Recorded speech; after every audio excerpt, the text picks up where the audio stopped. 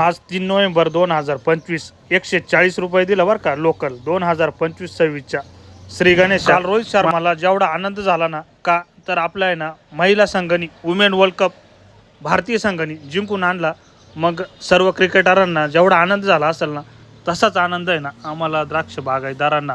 मग हा सातारा जिल्ह्यातील फलटण असू द्या किंवा आमच्या नाशिकमधील साठाणामधले शेतकरी असू द्या का त्यांच्या जिद्दीला संघर्षाला आहे ना कायमच सलामच आणि आज त्यांचा माल आहे ना हा काट्यापर्यंत गेला आणि माल आहे ना आज हार्वेस्टिंग चालू आहे. तर जय हरी माऊली राम राम मंडळी. आपल्या नाशिकमध्ये ना आज बऱ्यापैकी ऊन भेटलं बरं का. मग आता आहे ना जसं ऊन पडत चालेल ना तसे आता ट्रॅक्टरचे हाले ना विचारूच नका. स्प्रे चालू होता म्हटलं चला घरच्या माणसाला ना पाणी बिनी देऊन टाकू.